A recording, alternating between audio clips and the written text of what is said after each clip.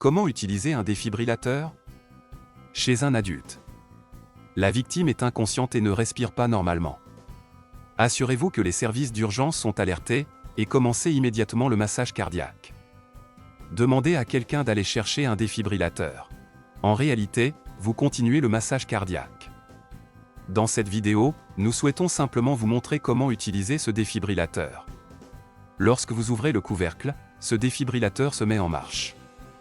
L'appareil commence la procédure d'instruction et demande d'alerter les services d'urgence puis découvrir la poitrine de la victime. Le défibrillateur DefiSign Life est trilingue. Le bouton des langues permet de passer d'une langue à l'autre.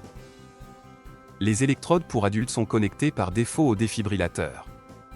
Si le sauvetage doit être effectué sur un enfant, des électrodes pédiatriques doivent être connectées et remplacer les électrodes adultes.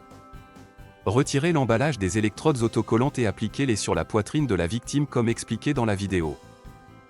Pour un patient adulte, placez une électrode sur le côté droit de la victime, sur la poitrine, en dessous de la clavicule.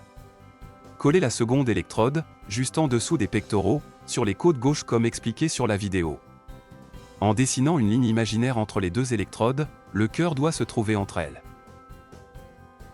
L'appareil va analyser le rythme cardiaque.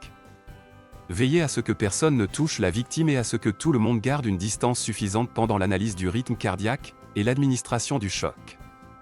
Lorsque le défibrillateur recommande un choc, appuyez sur le bouton de choc clignotant. Avec un défibrillateur entièrement automatique, l'appareil délivre lui-même le choc. Vous n'avez pas besoin d'appuyer sur un bouton. L'appareil indiquera de poursuivre la RCP. Une nouvelle analyse sera effectuée pour contrôler si un choc supplémentaire doit être administré. Continuez de suivre les instructions du défibrillateur jusqu'à ce que les services d'urgence prennent le relais.